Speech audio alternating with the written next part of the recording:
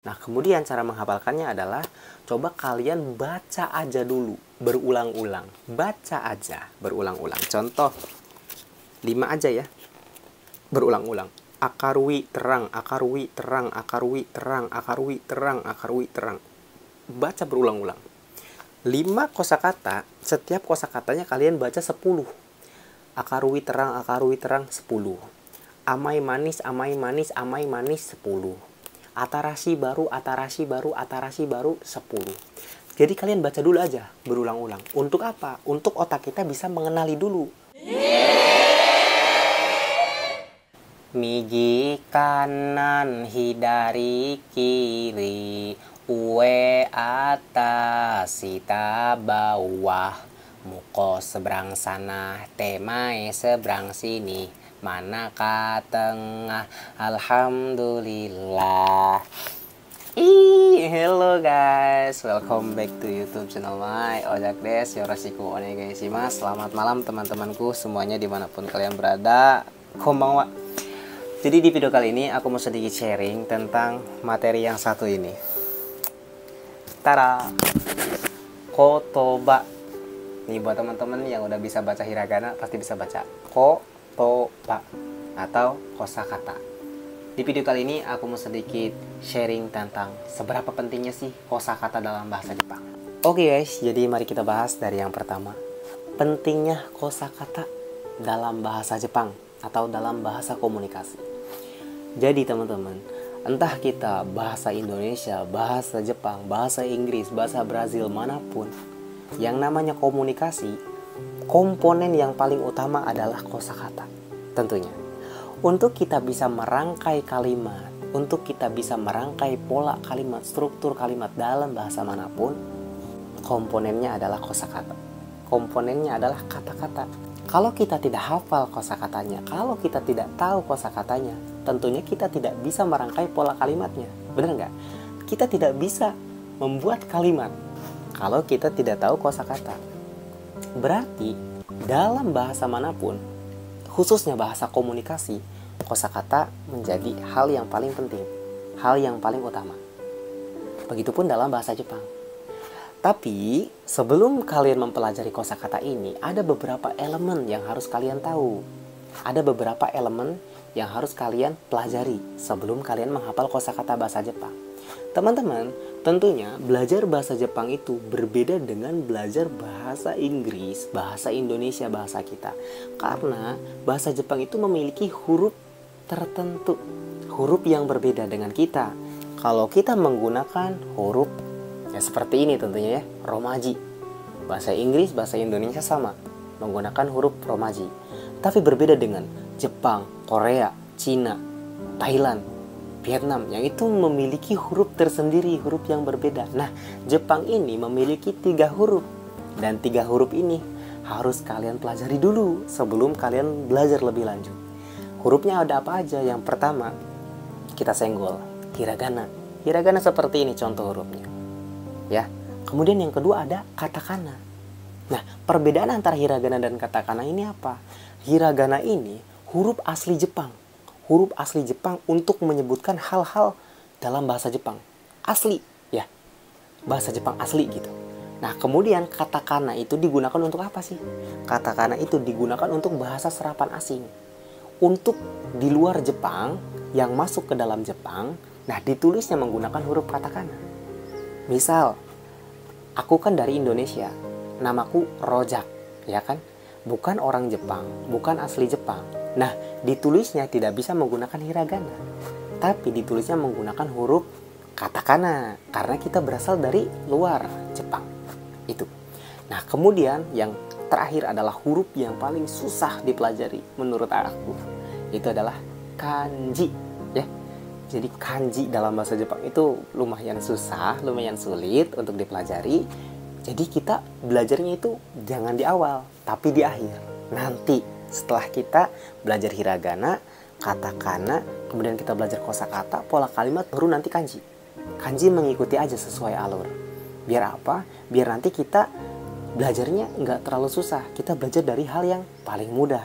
Oke? Buat teman-teman yang belum belajar huruf hiragana sama katakana, belajar dulu. Oke? Kalau misalkan teman-teman ada yang pengen diajarin hiragana sama katakana, komen nanti aku bikin konten khusus belajar hiragana dan katakana bersama Aojang. Oke? Kita lanjut tadi, seberapa pentingnya kosakata dalam bahasa Jepang. Oke? Jadi, meskipun kita tidak bisa pola kalimatnya, kita tidak bisa menyusun pola kalimatnya, kita tidak tahu struktur pola kalimat dalam bahasa Jepang itu seperti apa. Meskipun nggak tahu, kalau misalkan kita tahu kosakatanya, kita masih bisa berkomunikasi. Tentunya, kita masih bisa, sedikitnya kita bisa memahami orang Jepang tuh ngomong apa. Kalau kita tahu kosakatanya, bener nggak? Misal, kita lagi ngobrol sama orang Jepang, kemudian orang Jepang tuh ada sedikit menyebutkan tentang hong.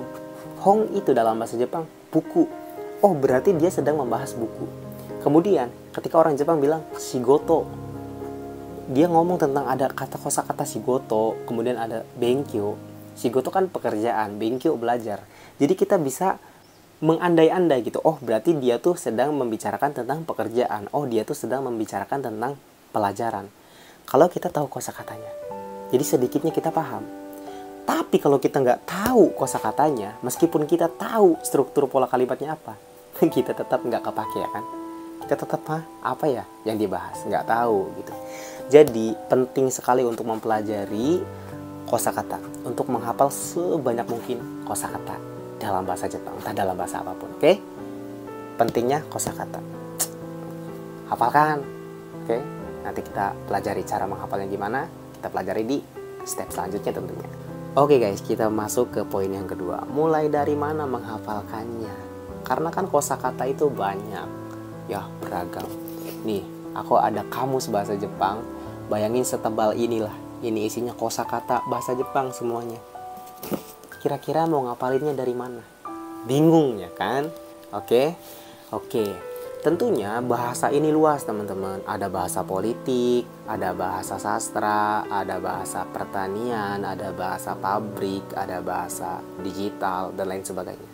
Oke? Yang paling penting adalah bahasa sehari-hari dulu aja, yang ada di sekitaran kita. Contoh, bahasa tubuh, ya kan? Tubuh manusia dalam bahasa Jepang. Kalian hafalin dulu. Mata bahasa Jepangnya apa? Me. Hana bahasa Jepangnya apa? Hana. Hidung bahasa Jepangnya apa? Hana. Mulut bahasa Jepangnya apa? Kuchi. Leher, kobi. Kepala, atama. Seperti itu. Nah, kemudian kita merembet sedikit kepada misalkan yang ada di kamar kita tuh ada apa aja sih di kamar. Oh, di kamar tuh misalkan ada laptop, pasokong. Kemudian di kamar juga misalkan ada dompet, saifu. Kemudian juga ada apa lagi? Ada botol minuman, botoru. Kemudian juga ada apa lagi? Ada kamus, jisho. Kayak gitu. Hafalkan. Kemudian yang ada di dapur. Kemudian yang ada di lemari kalian. Kemudian apa lagi? Misalkan banyak. Nah, jadi mulai dari yang terdekat, yang sehari-hari. Misalkan kemudian kalian bangun tidur, bangun apa bahasa Jepangnya? Okimas. Kemudian misalkan makan apa nih makan? Tabemas. Kemudian minum, nomimas. Kemudian apa lagi? Kemudian misalkan menggosok gigi, hao migakimas. Kemudian apa lagi? Misalkan kalian berjalan kaki, arukimas. Kemudian pergi bekerja, shigoto ni ikimas. Gitu. Jadi hafalkan kosakata sehari-hari dalam bahasa Jepang. Ya. Nah, kemudian bagaimana kalian mencarinya, di mana sih gitu kan, mencari kosakata itu? Kalian bisa beli buku bahasa Jepang, khusus kosakata bahasa Jepang. Atau kalian bisa download di aplikasi, ada tuh namanya aplikasi Poro bahasa Jepang. Poro ya, itu bagus. Di situ ada banyak kosakata bahasa Jepang yang bisa kalian hafal. Atau kalian bisa kunjungi website wkwk.japan. wkwk.japan. Itu di situ banyak banget kosakata yang bisa kalian hafal dan sudah dikelompokkan. Kelompok keluarga, ayah bahasa Jepangnya apa? Cici. Ibu bahasa Jepangnya apa? Haha. Kalau ayah untuk orang lain apa? Oto-sang. Kalau ibu untuk orang lain apa? Oka-sang. Seperti itu. Jadi nanti kalian belajar bahasa Jepangnya itu enak. Belajar kosakatanya tuh enak, terstruktur gitu kan. Jadi khusus tubuh, khusus yang ada di kamar, khusus tentang pekerjaan, khusus tentang ya apapun itulah gitu. Dikelompok-kelompokin aja. Jadi sekarang udah nggak ada pertanyaan lagi mulai dari mana menghafalkannya. Hafalkan dari yang terdekat. Nah kemudian kalau misalkan kalian bekerja nih, ya kan, kalian belajar bahasa Jepang untuk bekerja di Jepang. Nah kalian tuh bekerjanya di mana, di bidang apa? Carilah kosakata untuk pekerjaan kalian agar nanti ketika kalian bekerja di Jepang itu memudahkan kalian, ya kan?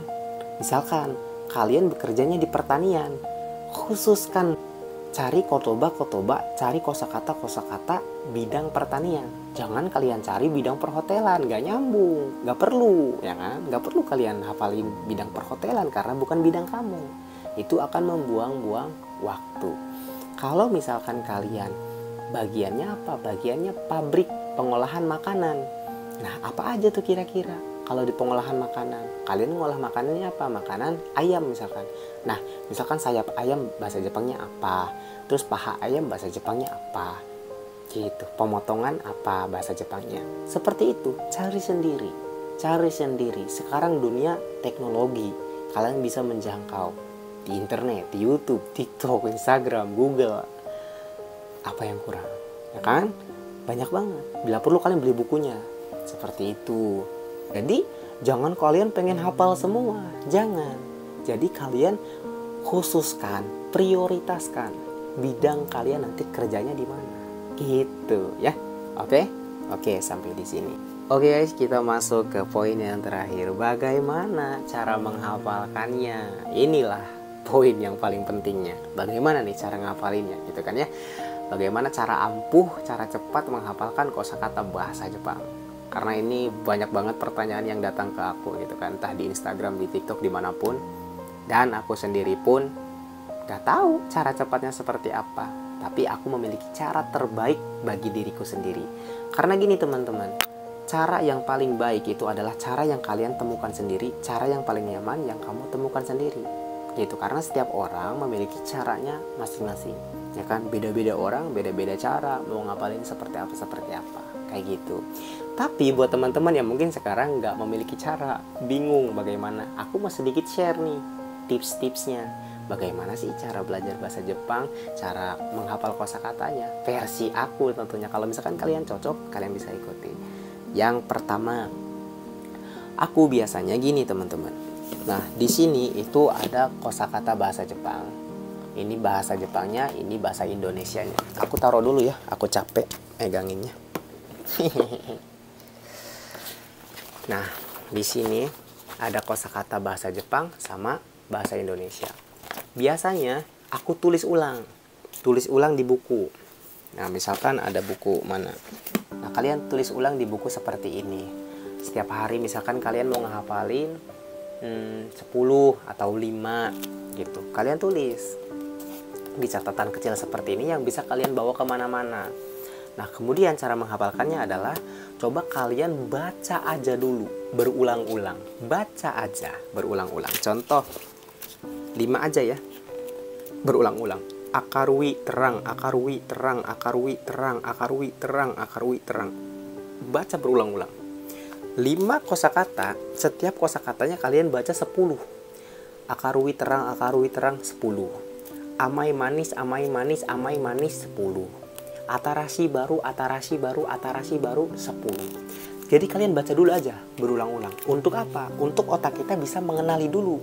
Untuk otak kita bisa mengenali, oh akarui ini terang, amai manis, atarashi baru. Seperti itu. Jangan dulu langsung menghafal, santai aja. Nah, setelah itu barulah kita mulai untuk fokus lebih deep, lebih lambat. Ketika tadi cepat, kita mulai lebih lambat. Akarui terang, akarui terang. Sambil kita imajinasikan, akarui terang. Oh, terang akarui. Mulai lebih lambat, lebih deep, lebih santai, gitu, lebih rileks. Jadi karena otak kita yang pertama kali udah mengenal, nah kemudian yang kedua barulah kita menempelkannya, gitu. Nah, untuk lebih detailnya biasanya aku menggunakan nada. Karena apa? Karena kita kalau misalkan ngehafal lagu itu cepat, ya kan? karena ada nadanya, enak gitu. Jadi aku selalu pakai nada, biasanya nada-nada sholawat gitu. Contoh, akarui terang amai manis atarashi baru atatakai hangat, terus aja seperti itu. Nah kalian tentunya memiliki nada sendiri ya kan, gitu. Entah pakai nada sholawat, entah pakai nada lagu yang kalian suka, bebas. Oke? Biasanya seperti itu kalau aku. Nah kemudian kalian bisa menggunakan gitar, pakai nyanyi-nyanyi gitu. Teng teng teng teng teng. Kayak gitulah pokoknya mah. Pokoknya kalian bisa pakai cara apapun gitu. Nah biasanya ada juga cara yang aku pakai dengan metode zikir ya. Aku juga sudah bikin videonya di TikTok. Jadi kalau metode zikir gini. Akarwi terang, akarwi terang, akarwi terang, akarwi terang, akarwi terang, akarwi terang, sebanyak mungkin sampai benar-benar nempel dan gak bakal lupa lagi, terkunci pokoknya mah. Coba bayangin, satu kosakata kalian bisa sebut 20 kali aja, akarwi terang, akarwi terang, akarwi terang, akarwi terang. Aku yakin itu bakalan nempel di kepala kita. Nah, untuk menempelkannya nih, biar nggak lupa gimana caranya? Caranya adalah kalian harus membuat kalimatnya gitu. Jadi jangan cuman kalian hafal tanpa kalian buat contohnya. Nah, misal ketika kita melihat lampu, akarui, akarui ne, gitu. Terang ya, misalkan kayak gitu. Terus ketika misalkan kalian minum, bilang nomi mas, saya minum. Nomi mashita, sudah minum gitu. Terus amai nih, manis ya gitu rasanya gitu. Terus misalkan apalagi, misalkan pengen baca buku, hong o yomimas, membaca buku. Jadi itulah prakteknya, harus dipraktekin setiap saat. Jadi jangan cuma teori-teori doang, kita harus perbanyak praktek. Balik lagi ke prakteknya gitu. Sebanyak apa kalian belajar itu nggak ngaruh kalau kita nggak ada action gitu kan ya. Jadi mau seberapa banyak pun kita menghafal, kita belajar, tapi kita nggak ada aksi, nggak ada prakteknya, percuma gitu. Jadi satu kali belajar, satu kali action, satu kali belajar, satu kali action gitu menurut aku. Oke guys, jadi itulah serangkaian materi video tentang kosakata bahasa Jepang. Seberapa penting kosakata dalam bahasa Jepang, bagaimana cara mulainya, menghafalnya dari mana aja, kemudian cara menghafalnya seperti apa.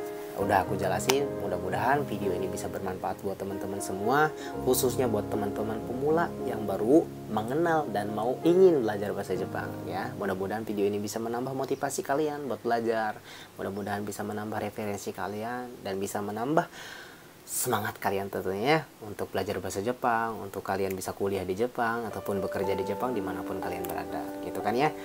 Jadi di sini aku cuma bisa sharing sepengalaman aku, sepengetahuan aku, dan aku juga masih di tahapan pemula teman-teman ya, belum jauh gitu. Jadi masih belajar lah.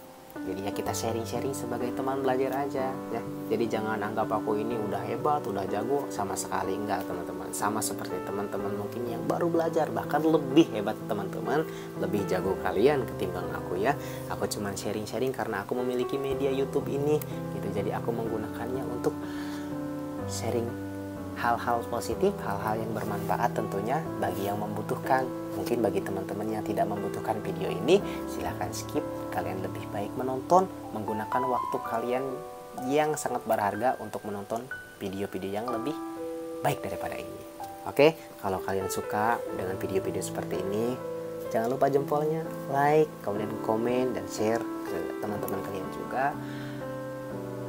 Bila kalian berminat untuk bergabung dan berlangganan di channel ini, tinggal kalian klik tombol subscribe dan nyalakan tombol loncengnya. Mudah-mudahan channel ini bisa terus memberikan kemanfaatan. Ya guys, arigatou gozaimasu. Terima kasih buat teman-teman yang sudah nonton video ini. Aku Ojak dari Subang. Salam ECTP. Assalamualaikum warahmatullahi wabarakatuh. Bye bye. Sampai jumpa di next video. Hehehe.